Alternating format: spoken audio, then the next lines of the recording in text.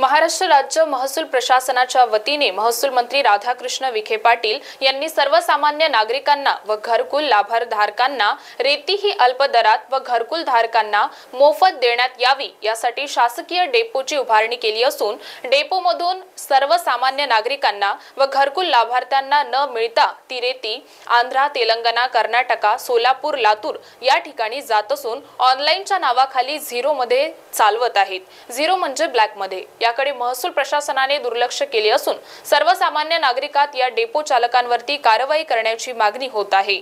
यावरती खासदार अशोक चव्हाण यांची प्रतिक्रिया घेतली असता ते म्हणाले की असाच प्रकार घडत असेल तर निश्चितपणे कारवाई केली पाहिजे। याची संपूर्ण माहिती घेऊन मी जिल्हाधिकाऱ्यांना रेती डेपो चालकांवरती कडक कारवाई करण्याच्या सूचना देईन। आम्ही त्याच्यामध्ये लक्ष देऊ आणि अशा प्रकारचे गैरप्रकार जर होत असतील तर जिल्हाधिकाऱ्यांना सांगून त्याला प्रतिबंध केला पाहिजे।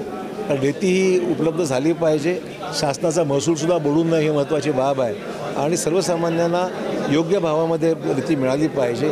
जर ती इतर राज्यात जाऊन वारेमाप पैसे कमवण्याचं काम जर कोणी करत असेल आणि बेकायदेशीरपणे जर कोणी याचा दुरुपयोग करत असेल तर त्याच्यावर कारवाई निश्चित केली पाहिजे।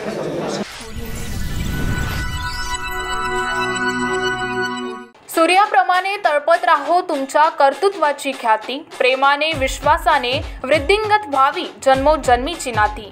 पुलगाव देवळी विधानसभा क्षेत्राचे लोकप्रिय माजी राज्यमंत्री आमदार माननीय रणजितदादा कांबळे यांना वाढदिवसाच्या हार्दिक शुभेच्छा। शुभेच्छुक विदर्भ पाटबंधारे विकास महामंडळ कर्मचारी।